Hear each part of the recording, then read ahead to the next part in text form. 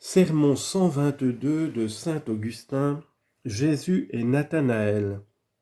Jean chapitre 1, versets 48 à 51. Si nous comprenons bien ce que Jésus-Christ notre Seigneur vient de dire à Nathanaël, nous verrons que ces paroles ne s'adressaient pas seulement à lui. C'est en effet le genre humain tout entier que le Seigneur a vu sous le figuier. Le figuier en cet endroit signifie évidemment le péché. Le figuier n'a point partout cette signification, mais il l'a ici comme je l'ai avancé, et ce qui porte à le croire, c'est que le premier homme après son péché se couvrit de feuilles de figuier, vous ne l'ignorez pas. Confère Genèse 3,7. Dans la confusion que leur inspirait leur crime, nos premiers parents voilèrent sous ces feuilles des membres que Dieu leur avait donnés et dont eux-mêmes venaient de faire des membres honteux. Assurément, on ne doit pas rougir de l'œuvre de Dieu, le péché seul produit la confusion, et sans le péché, la nudité même n'inspirerait aucune honte. Aussi bien Adam et Ève étaient-ils nus sans en rougir, ils n'avaient rien fait d'humiliant. Pourquoi ces réflexions ? Pour nous amener à comprendre comment le figuier rappelle le péché. Que signifie alors « je t'ai vu lorsque tu étais sous le figuier » ? Je t'ai vu lorsque tu étais asservi au péché. Se rappelant alors un fait particulier, Nathanaël se souvint qu'il s'était trouvé effectivement sous un figuier et que Jésus n'était point là. Non, il n'y était pas de corps, mais où n'est point le regard de son esprit ? Nathanaël, sachant donc qu'il s'était trouvé seul sous le figuier, que le Christ n'était point là, bien qu'il lui ait dit « Je t'ai vu lorsque tu étais sous le figuier », comprit qu'il était Dieu et s'écria « C'est vous, le roi d'Israël ». Le Seigneur reprit « Parce que je t'ai dit, je t'ai vu lorsque tu étais sous le figuier, tu t'étonnes, tu verras de plus grandes choses. » Lesquelles ? Vous verrez le ciel ouvert et les anges de Dieu montant et descendant vers le Fils de l'homme. Rappelons une ancienne histoire consignée dans un de nos livres saints dans la Genèse. Jacob, voulant s'endormir, plaça une pierre sous sa tête. Or il vit en songe une échelle qui allait de la terre jusqu'au ciel. Au-dessus s'appuyait le Seigneur, et sur les degrés de cette échelle, les anges montaient et descendaient. Voilà ce que vit Jacob. Ce songe ne serait pas dans l'Écriture s'il ne désignait quelque profond mystère et s'il ne contenait quelque prophétie importante. Aussi Jacob, l'ayant compris, plaça à cet endroit une pierre sur laquelle il répandit de l'huile. Genèse, chapitre 28, versets 11 à 18. Vous connaissez la nature du chrème. Ici donc, voyez aussi le Christ. Il est la pierre rejetée par les constructeurs et devenue pierre angulaire. Psaume 117, verset 22.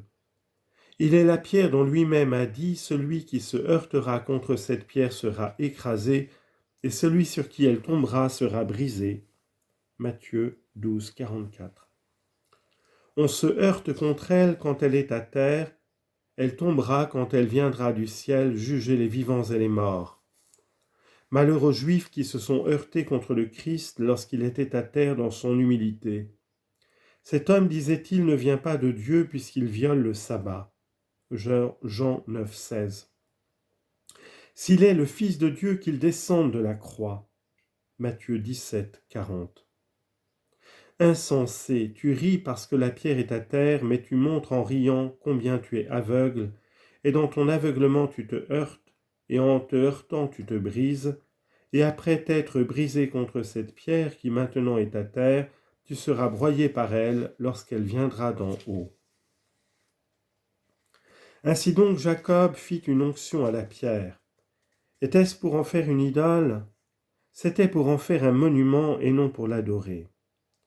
Maintenant donc revenons à Nathanaël, puisque c'est à son occasion que Jésus notre Seigneur a voulu nous expliquer la vision de Jacob. Vous êtes instruits à l'école du Christ, vous savez que Jacob s'appelle en même temps Israël. Le même homme porte deux noms.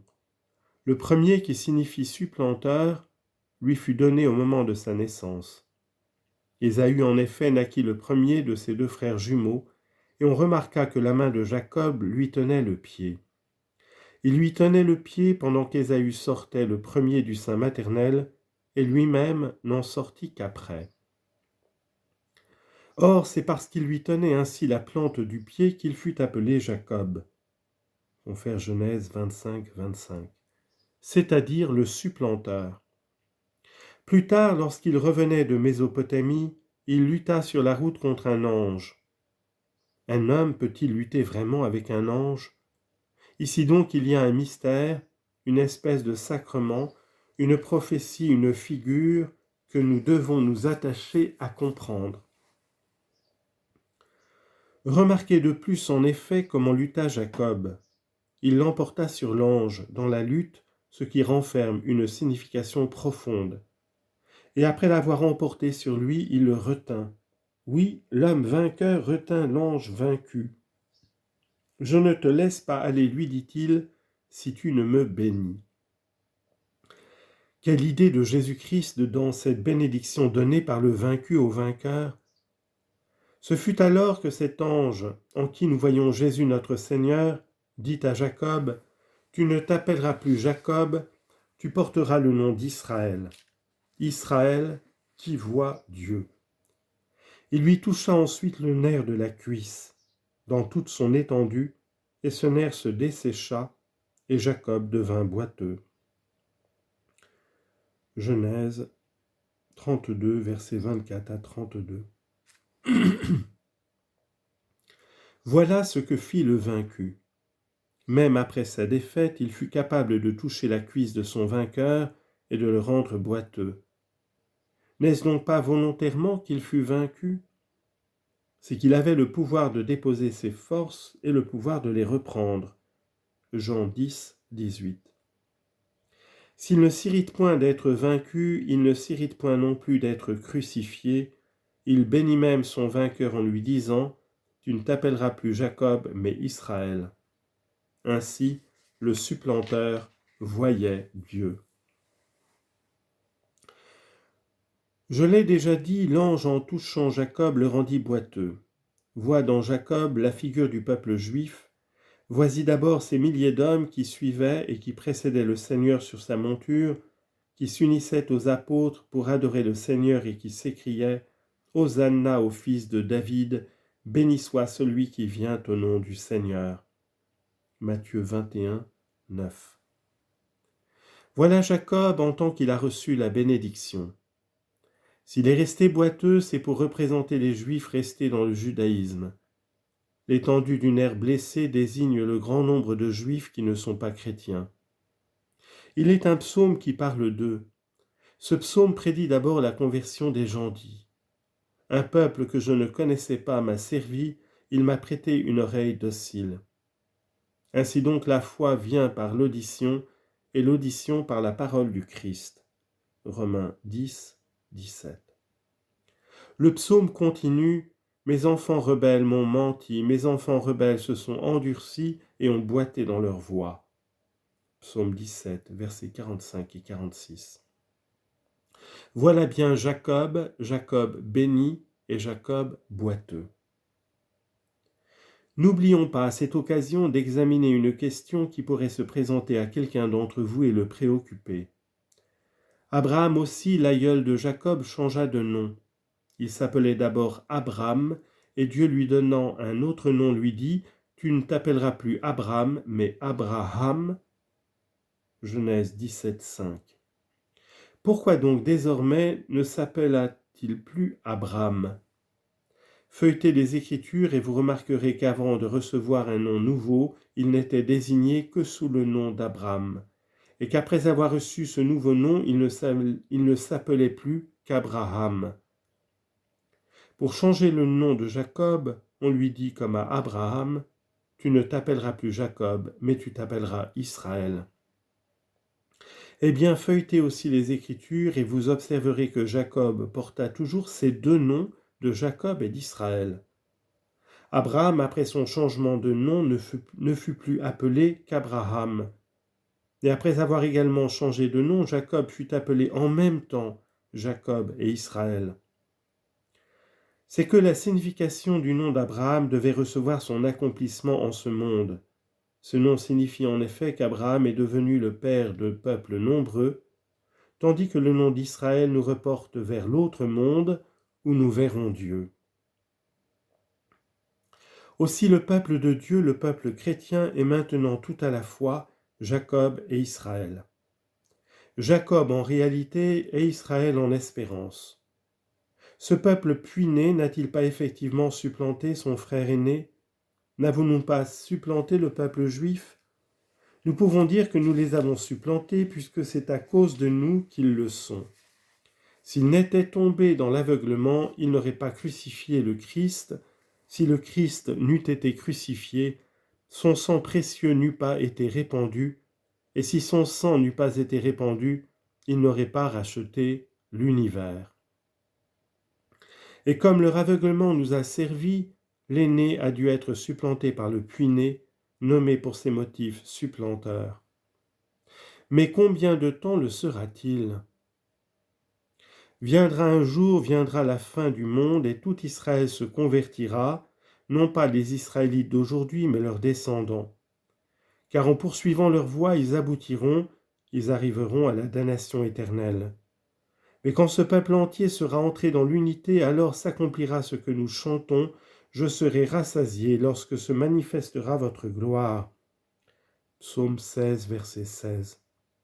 Lorsque se réalisera la promesse qui nous est faite de vous voir face à face. Nous voyons aujourd'hui dans un miroir, en énigme et en partie seulement, mais quand également purifié, ressuscité, couronné, devenu immortel et incorruptible à tout jamais, les deux peuples verront Dieu face à face et qu'il n'y aura plus de Jacob mais seulement un Israël, le Seigneur alors le contemplera comme il contemplait ce saint Nathanaël et il dira « Voilà un véritable Israélite, rappelle-toi Israël, et en te rappelant Israël, souviens-toi de ce songe durant lequel Israël vit une échelle qui allait de la terre au ciel, le Seigneur appuyait sur cette échelle et les anges qui y montaient et y descendaient. »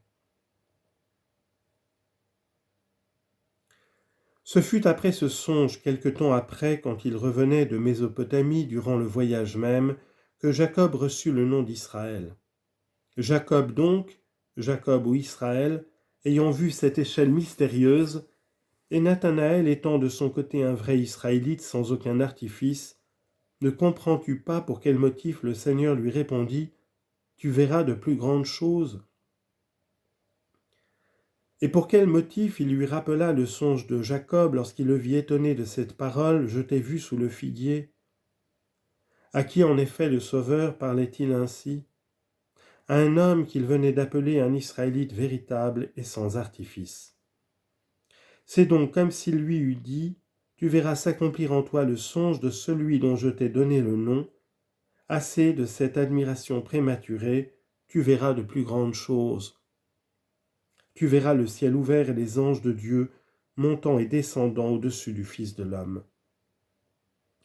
Voilà bien ce que vit Jacob, voilà pourquoi il répandit de l'huile sur la pierre, voilà pourquoi devenu prophète, il érigea ce monument comme figure du Christ, car tout cela était prophétique.